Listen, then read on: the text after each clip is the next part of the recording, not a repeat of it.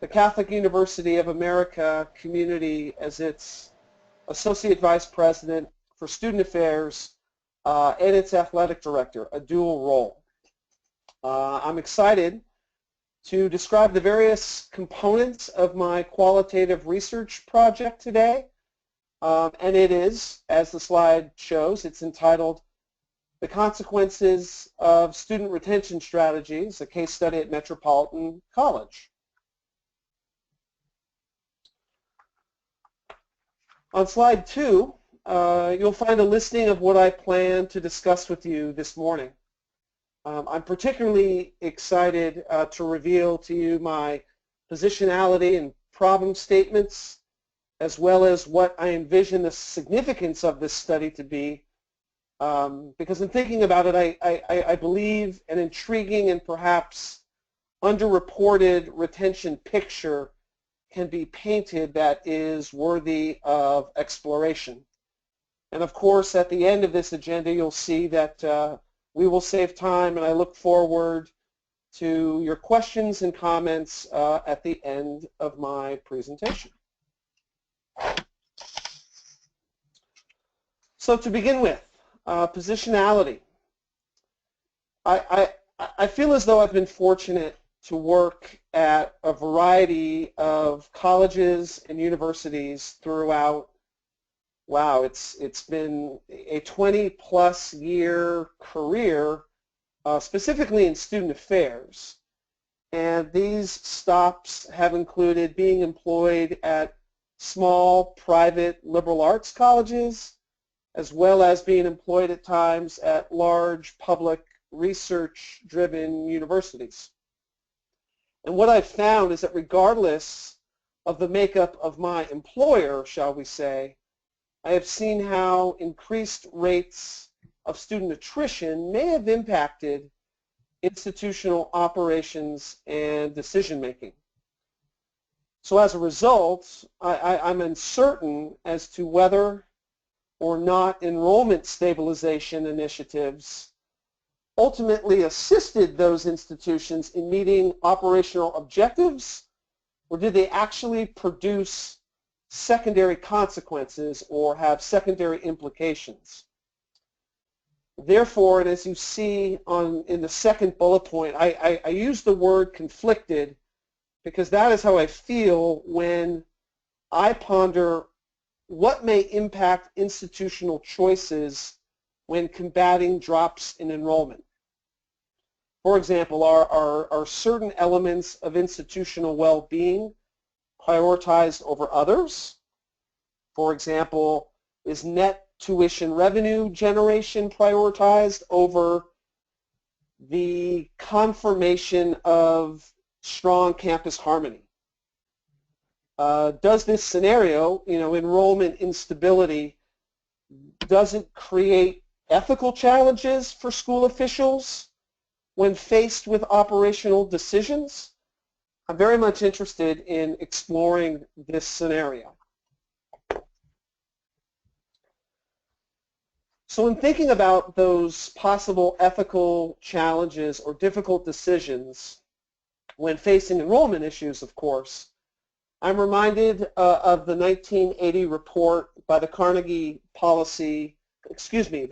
Council on Policy Studies, which illuminated how the increased competition for students and unstable enrollment year to year actually puts significant pressure on colleges and universities, large and small, to retain the students they recruit and ultimately enroll.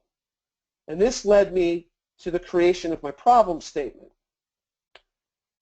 But because of this angst officials may feel, Longden in 2006 actually posits that institutions are often vulnerable to making snap or rash enrollment-related decisions rather than taking the time and the resources to fully understand why students may choose to remain enrolled, drop out for a time, or actually transfer elsewhere.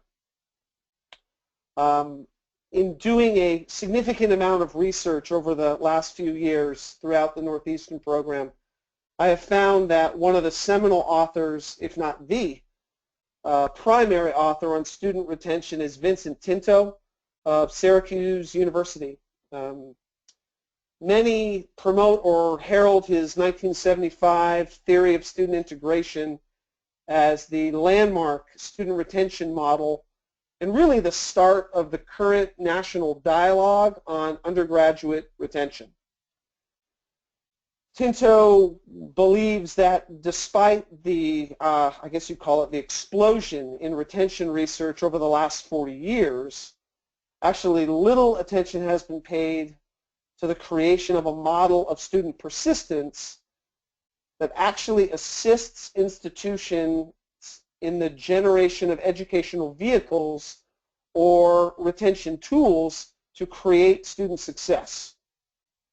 Instead, what Tinto has found, or what he argues, is that colleges and universities actually appear to nibble at the edges of the issue and choose to invest in myriad retention policies with no real evidence that supports whether or not their chosen efforts at enrollment stabilization will actually help them reach an intended or a hoped-for objective.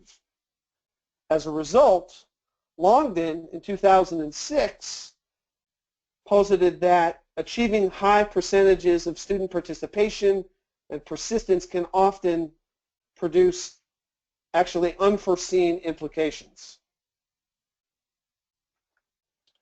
With this in mind, I return to my own research interests and the purpose of my study, which is on this slide. The purpose is, of course, to investigate whether the student retention strategies utilized by Metropolitan College, a pseudonym, during a period of enrollment instability, which is 2010 to 2014, whether or not these strategies utilized actually produced their intended results. Additionally, I plan to explore what other phenomenon may have been created across campus as a result of these implemented retention strategies. In a sense, I will be investigating strategy results in what I call in totality. I'll be investigating beyond mere enrollment figures, which then supports the creation of my research question, which will drive my study, and it's on the following slide. The research question is, how do the effects of enrollment instability and the resultant student retention decisions impact institutional operations? Additionally, my investigative efforts will explore, well, really the following: how retention strategies are created, what did Metropolitan College devise in terms of actual retention strategies, what did Metropolitan College intend to positively impact or affect by using these strategies, and what were the actual strategy outcomes? Once implemented, how was campus environment actually affected? Did the strategy ramifications or these implemented strategies actually produce the need to take additional action? If so, in what areas of institutional operation? And why was this action necessary?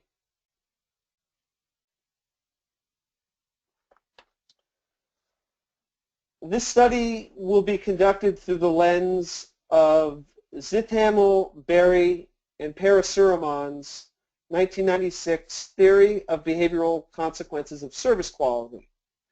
This is a theoretical model that portrays the behavioral consequences of service quality as what I found to be prevailing variables between service quality and the financial gains and losses from retention or defection.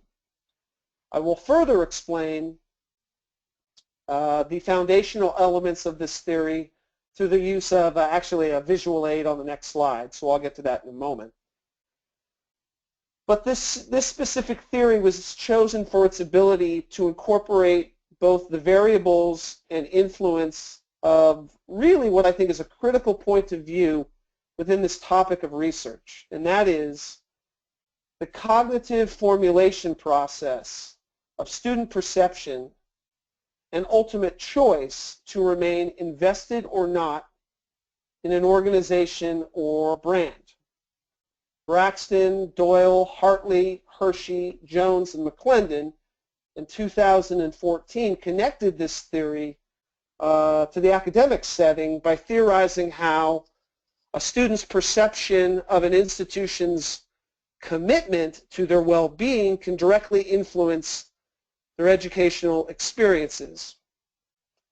And actually, Guzman in 2015, and I believe he was one of our own, so to speak, according to Guzman, practices that examine the customer experience and satisfaction outcomes are critical or crucial to limiting customers' relocation to other competing organizations or brands. Similarly, Woodside, Frey, and Daly found a significant connection between overall hospital patient satisfaction and the intent to choose that specific hospital again in the future. And while higher education may be one nonprofit context, Garabino and Johnson used the theory of behavioral consequences of service quality to investigate another, which actually was the American theater sector. And they investigated the importance of measuring future behavioral intentions of customers to assess their potential to remain with or defect from a particular theater company. So in acknowledging how a student's perception of organizational service quality impacts operational stability, the theory of behavioral consequences of service quality, I think, provides this study with the proper context to gauge both what may influence retention strategy and the broad impact of those enrollment or loyalty-based initiatives. On this slide, you'll find a pretty straightforward visual description of how this model works. I won't spend too much time on it. However, starting on the left, when the perception of service quality is strong, moving to the center, behavioral intentions are typically favorable, and the decision to remain loyal to an organization or brand is likely. And then moving over to the right, there are financial consequences to a customer's decision to remain invested. And those consequences include increased revenue generation, the ability to expand budgets or increase future budgets, and there can be a strong reputational uptick based on consistent retention of customers and users.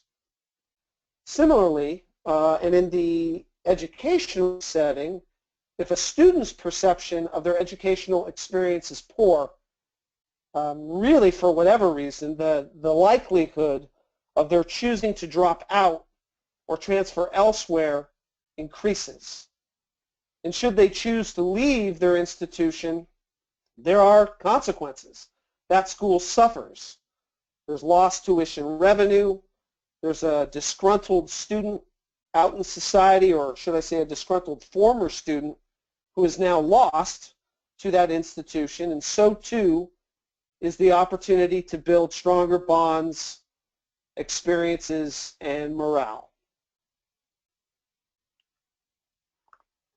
This is perhaps my favorite slide, why my study is of value, in my mind, to the research on retention practices. Excuse me. With the expanded knowledge of how effective retention strategy may be in relation to institutional objectives, I believe that colleges and universities can plan for and combat the retention issue with increased confidence. We're all aware of how stagnant retention rates impact net tuition revenue generation. But as these two concepts go hand in hand, Loomis, Hubble, Massa, and Lipovsky posit that operational well-being or operational health of an institution is also at risk with falling retention rates and decreased tuition revenue. Therefore, this study, what I am embarking upon, can contribute to the further creation of retention strategies, best practices, taking the multifaceted impact of retention efforts into account. My thinking is that this should directly impact the experiences had by senior administrators, faculty members, staff, and most importantly, students. These are my key stakeholders. And as Tinto stated previously, and as I've referred to, there has been a remarkable amount of research done on how to combat student attrition. But what I've found is that the research is truly lacking insight on the broad effects of retention initiatives, the across-campus impact of these strategies. I believe my study can help fill this void.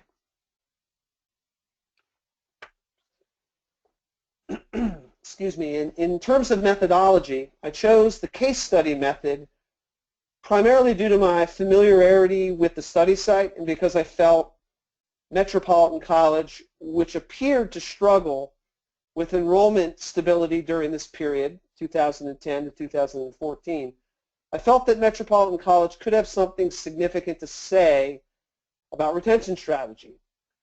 But I was also most interested in understanding broad retention initiative results as the phenomenon, more so than understanding specifically what happened at Metropolitan College.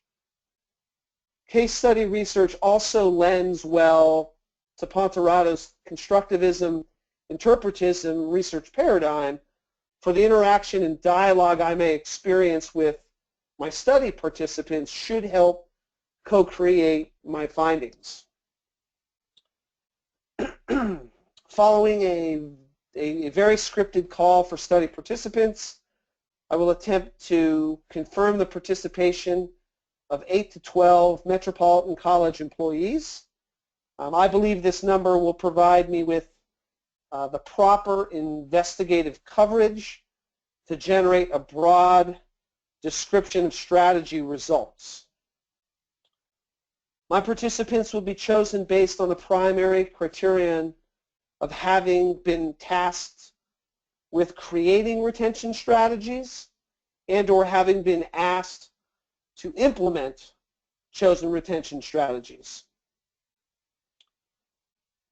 Beyond the collection and review of institutional documents, meeting minutes, documents on this topic, I will generate the majority of my data from one-on-one, semi-structured interviews, which will be audio tapes. I'm very much looking forward to sitting down with the members of this community and learning about their experiences since they themselves were on the ground creating these policies and initiatives and then having to implement and respond and embrace and live through how these strategies impacted their campus community.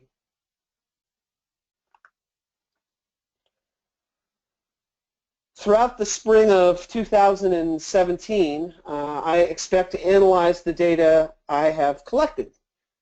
This will begin with me carefully transcribing each of the interview recordings and uploading all research components into the Atlas TI data organization and analysis software program.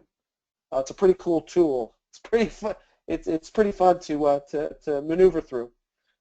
Once the data is organized into a digestible format, I will utilize the descriptive coding process to summarize the topic being talked about by my participants into themes of discussion. This will start to shape my findings. I plan to uphold all IRB standards and follow all relevant processes. I fully understand the importance of providing confidentiality and protecting the well-being and welfare of those involved in my study. To that point, a comprehensive explanation of how the study may both impact the participants as well as be of benefit to Metropolitan College will be provided. Not only will a specific IRB-approved interview protocol be used, but pseudonyms will also be utilized to protect the identity of study participants. Lastly, though the risks due to participation are minimal, there is the possibility of psychological, social, and some economic risk. It's slight, but it is present. As such, participation will be on a volunteer basis. Participants can remove themselves from the process at any time and also choose not to answer specific questions that they will be asked.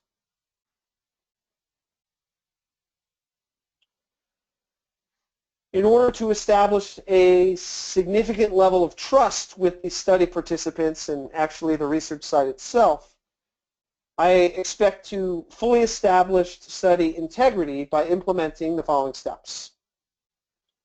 All potential bias will be shared with participants. Informed consent forms will be in use. All collected data will be protected in a secure fashion through data locks, passwords, a locked cabinet in my private residence. After audio taping all interviews, participants will be given the opportunity to authenticate their comments, which promotes congruence. And an independent third party will help establish research process legitimacy by reviewing the steps that I utilize. While I found a small number of possible limitations to my study, I'm working to discover ways to actually eliminate them. However, at this time, it is relevant. It's important that I acknowledge that some exist. Eisenhart in '89 posited that case study research, and specifically the heavy reliance on data generated from such research, can provide theory that is abnormally complicated. In addition, given the large quantities of data case study research can produce, the researcher, in this case myself, I may try to account for every last detail that is unearthed. That can create results that are truly awkward and cumbersome. Eisenhart also theorized how theory developed from case study research can mistakenly focus on explaining a personalized phenomenon, which in turn makes it a challenge for the researcher to build the level of theory to a concept that can be accepted as a generality. Lastly, Flyberg posits that case study researchers may have the tendency to establish theory that confirms a preconceived or predetermined idea. On this slide, you'll find my anticipated project completion timeline, which will hopefully see me defend in August of next year, which gets me right under the 7-year wire. It's been quite a part-time journey thus far, but I've thoroughly enjoyed it, and I thank you for following along my presentation this morning, and I'm happy to take your questions and comments Yeah. Thank you, Sean. I want to first thank you for preparing, a great overview for your proposal and um, sharing your idea. And also, we also, if I can say this, Dr. Earl, um, the passion that he has for his study. You can kind of tell that that's a very important aspect of what he's been looking at for the last several years. So I'm going to open up the questions for you, Dr. Al. I'm going to take careful notes. Again, we still are recording pieces of the session. Sean, after we have our question and answer period, what I'll do is have you log out.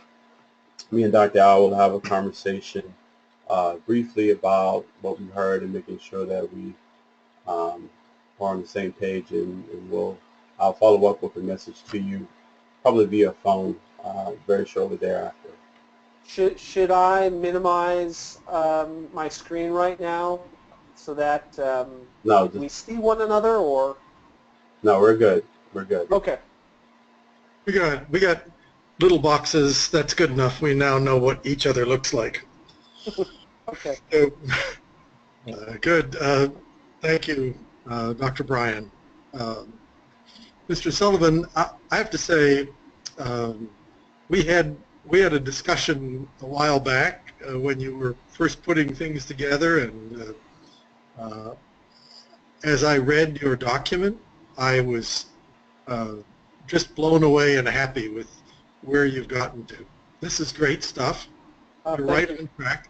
I've got a lot of suggestions, but they're minor tweaks. Overall, I'm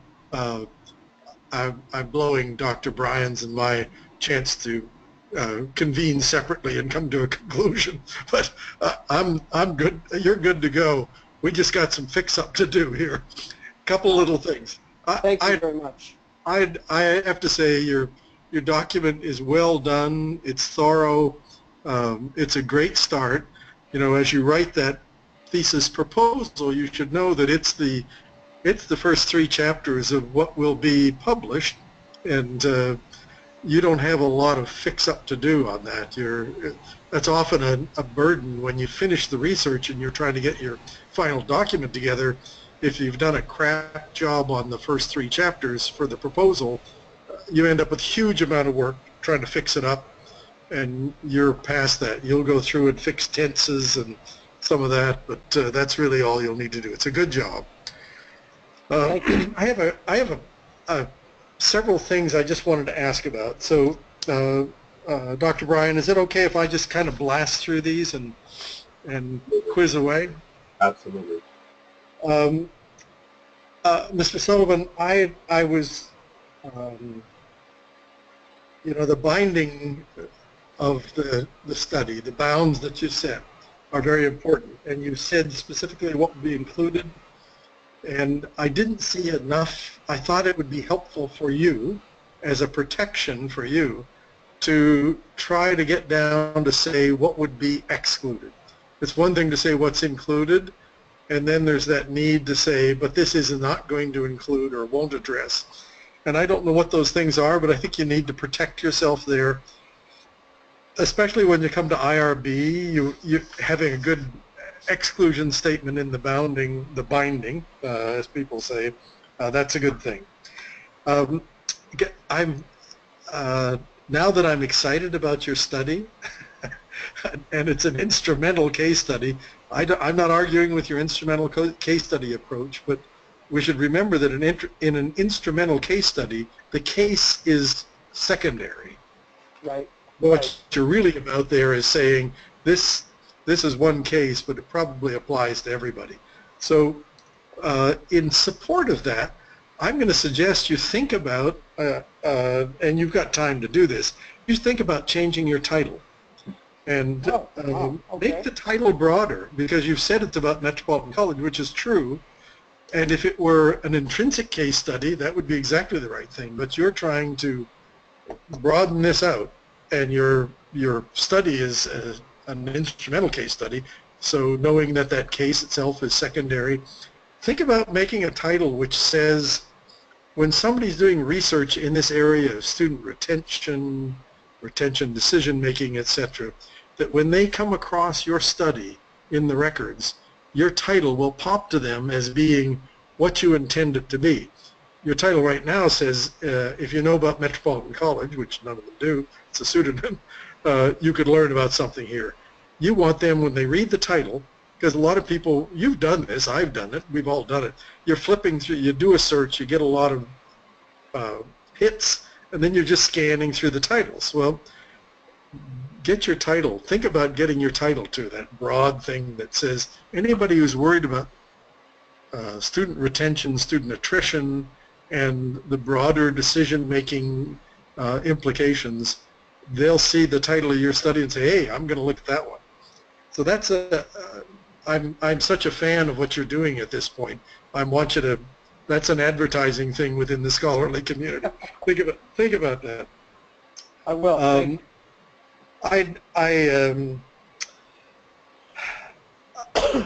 You mentioned very lightly additional data that you'll collect. You've got a good literature review. You've done a good job on that. In case study research, we tend to, a lot of times it involves interviews, and the interviews begin taking precedence. Case study research is wonderful in that it gives you the opportunity to go and look at a ton of ancillary documents. We had a student, I was the advisor for a student named Colleen Barron several years ago, and she looked at, she was looking at universities and some issues with online universities. And it was a case study. Her secondary data would fill a room. She got fabulous amounts of secondary data, combed through it, categorized it. I don't want to sentence you to all of that, but yeah, it was an example for me of how somebody can take secondary data and categorize it a little bit, summarize it up, and produce really wonderful support for ideas that come up in your own intrinsic case study. So my suggestion to you is build a little bit in. I don't know that you need to write a lot. You've got a paragraph in your document now that addresses that. Let me bring it up.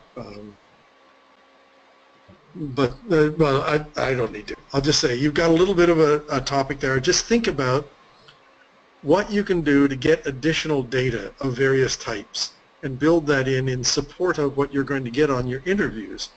It will strengthen your results, because the additional data you collect can be from Metropolitan College, or it can be from similar institutions. You see what I'm saying? You can say, here's Metropolitan College's decision on this, and guess what? These 8 institutions that are similar, here's what they decided, or here's the position they took, or here's what happened there. And when you can get that data, it provides the basis for your claim that this is an intrinsic, an instrumental case study, because you've got a little broader base of data.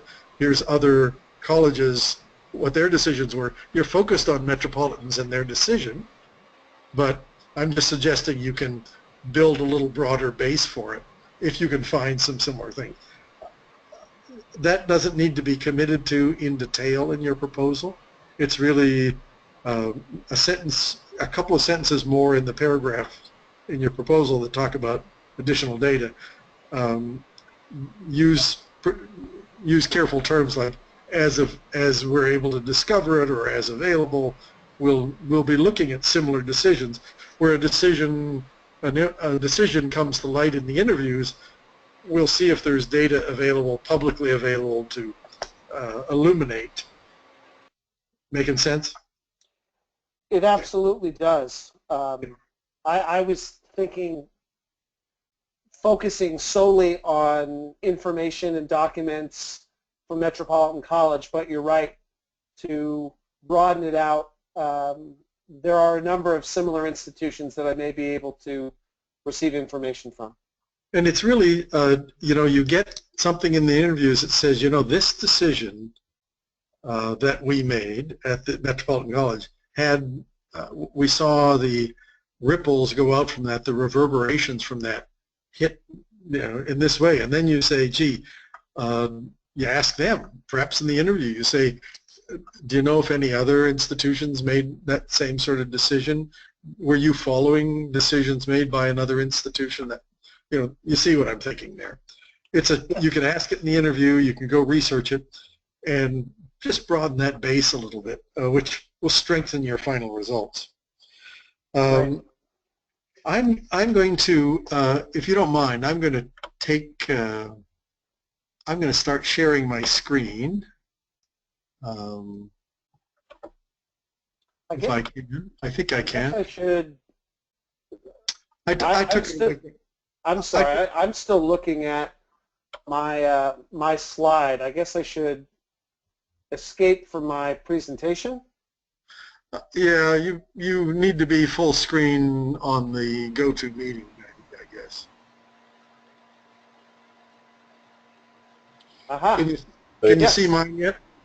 You should see yes. You should see all of us and then Dr. Al's screen. I do. Thank you. You can see. Okay, so this is Baxter and Jack. I think I mentioned this article to you. If I didn't, it's exactly the right one to be looking at. Do you have Baxter and Jack? I do. Yeah. So you look at this and you say, an instrumental case study is headed somewhere broader. The case here in the middle, the case is of secondary interest. It plays a supportive role. So you're looking at that in depth, but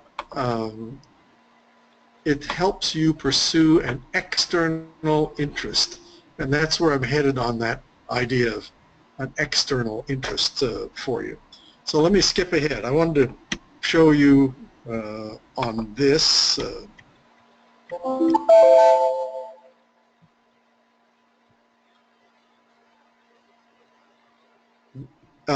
Because you're looking at decision making, Baxter and Jack have this great example in their article, which is a quote from a Baxter article in 2003. You see the decision-making triangle in the middle? Yes. I'm a big fan of diagrams, and as you, if you can, what you're doing when you do a diagram is you're appealing to those people who think more graphically, and I discover I am one of those, although I do a lot of tabular and numbers oriented. When I can convert a big spreadsheet into bar graphs and pie charts and that sort of thing, it really comes to life for me. Diagrams like this can be very helpful, so you may want to think about, as you're working through this next 4 or 5 months, 6 months, maybe be thinking about how this would flow. And the Baxter and Jack decision-making types of decisions, and the outside two loops on that are very much related to this particular study. But you see, they've got the internal and external influencing factors. You can take this Baxter and Jack, this Baxter diagram, and adapt it, and then give credit to Baxter, and all's well. That is very helpful. That's great. It's just a way to. Now, what I'm showing you here is this whole issue of the outside data. As they discuss this, they're talking about the additional data that can be collected and summarized. So, and putting it into bins. I like that concept of bins. So there we go. That's that was my little diatribe there. So a couple of last things. You wouldn't know this. I'm a chairman of an educational foundation, and we have an advisor who is a bona fide financial guru. These hedge fund guys run around because they're very proud because they manage 5 or 10 billion. This guy managed 160 billion, and And then he left that job, and I saw him, and I said, well, Don, what are you going to do now? He says, well, I've taken a much smaller job. It'll be a little easier on me. I said, oh, what's the new job? He says, I'm managing the General Motors pension fund. It's only $60 billion. So this guy, we were at a foundation board meeting, and he said, in the next 10 to 20 years, we're going to see a huge attrition in small colleges in the United States. They're going to close left and right. Yes. And he described the confluence of factors that are going to cause small colleges to go through great crises, and many of them will shut down.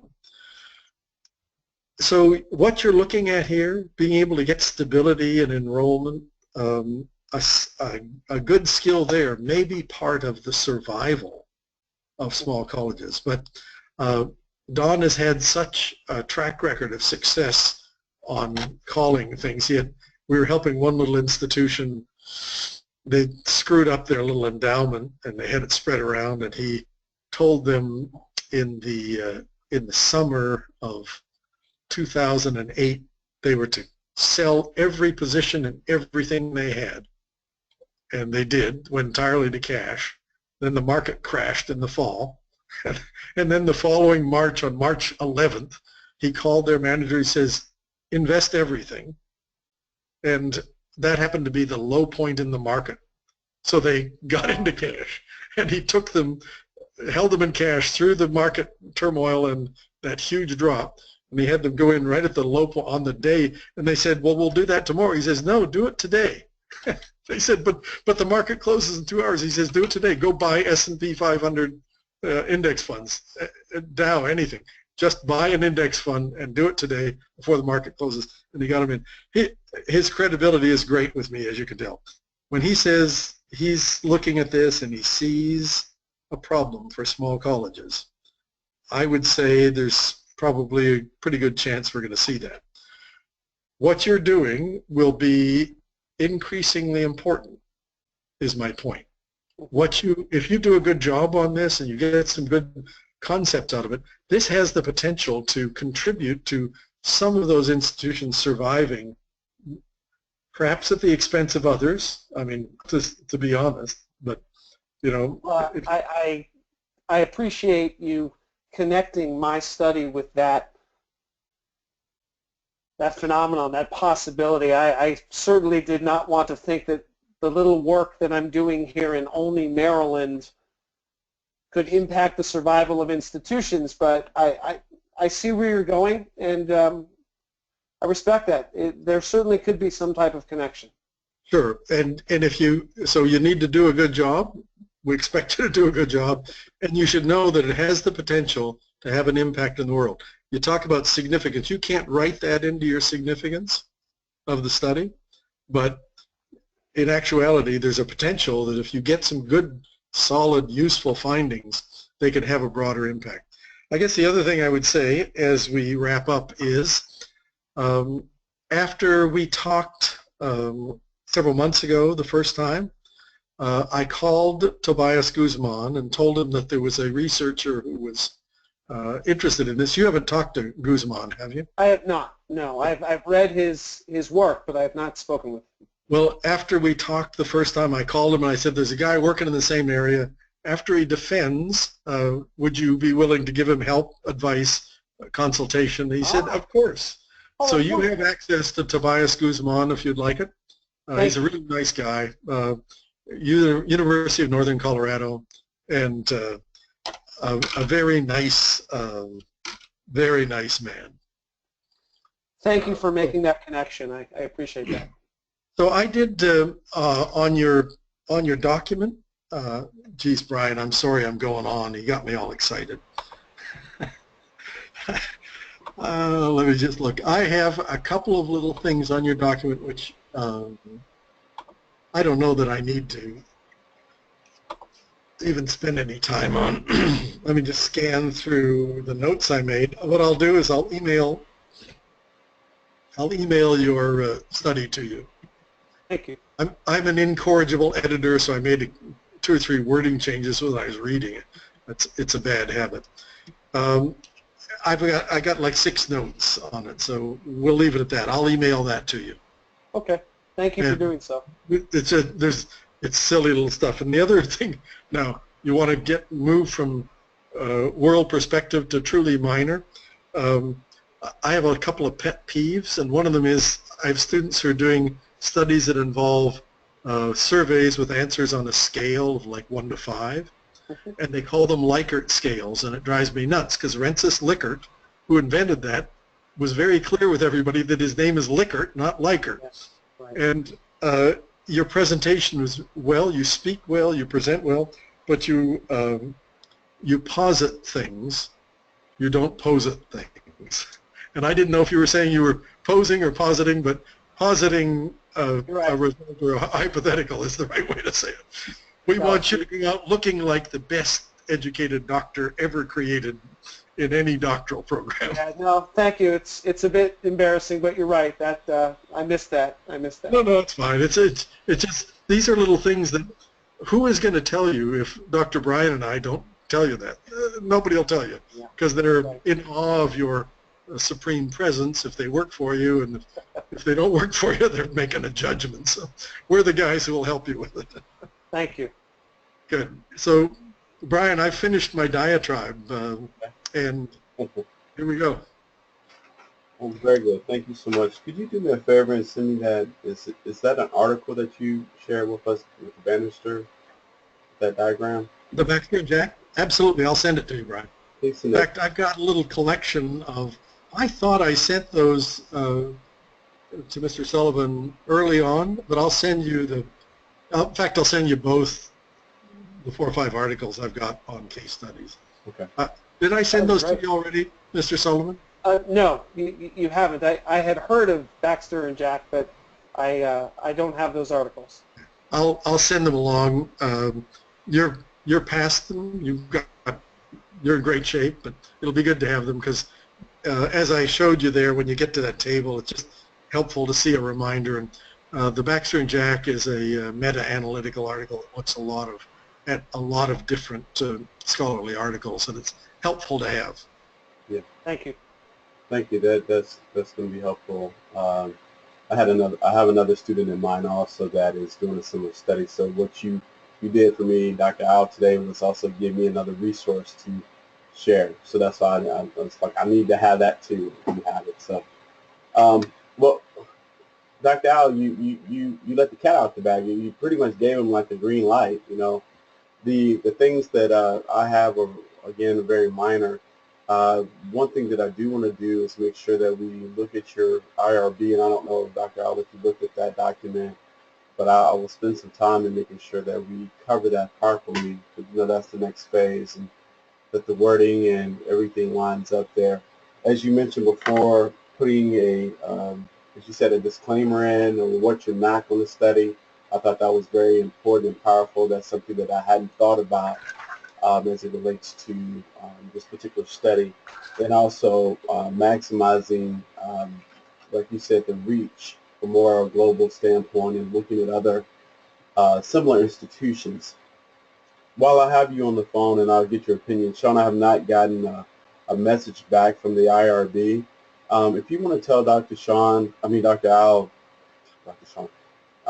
Dr. Al, what your concern is with the IRB. Right. I think you articulated it, Right. and I want to get your expert opinion, and then that can help me kind of make a better decision. Sure. Thank you. Dr. Al, I have spoken with the president of Metropolitan College and have received verbal support of conducting my study at that institution. And so it got me to thinking whether or not I actually needed Metropolitan College IRB approval or if simply a letter of permission would suffice. Because the next piece that I'm going to embark upon once this is defended is I'm going to clean up my IRB work, whether it's for Northeastern or Metropolitan College. Well, here's what happens on IRB. If the institution that these people work at has a review board, then Which it does. you need approval from both. Okay, then you need approval from both. Okay. And what'll happen is you, when you submit to our IRB person at Northeastern, you should give them the name and contact information for the IRB people at Metropolitan College and at York College, and say, here's the IRB person there. I'll accept whatever guidance you give me on this. And what will happen is Ms. Skophammer will get in touch with them and say something like this: hey, you want to do this one or should I? That's the best that can happen. What you'll get is sometimes you'll get, it's much better that we do it on our IRB, and our IRB approval becomes their IRB approval. That's the best thing for you and for Northeastern. But it's possible that they will get, you know, a stick up their butt, and they'll say, you know, no, we're doing our own IRB on this. He's studying our university. So it's a little tricky, but the two IRBs talk, you're not involved. You submit your IRB to Kate. You say, you probably ought to get the IRB forms from York. I have them. Uh-huh. How do they compare to ours? To be honest, they are much more simplistic.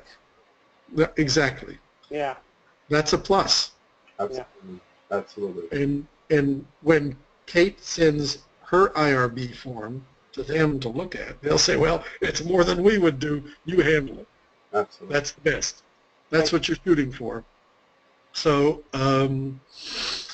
I guess the other thing you may want to do in your IRB document, you may want to make a big deal about the fact that the name York College will not be disclosed in your research or your report. That the only place York College will be identified is in this IRB paperwork, and consequently the IRB paperwork will either have to be redacted or withheld from any further disclosures.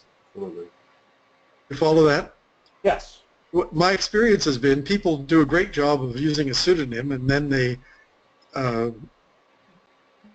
submit their IRB document as part of, you know, they include it in some stuff they publish, and then they're running around trying to get that back because they realize the IRB document discloses the actual name.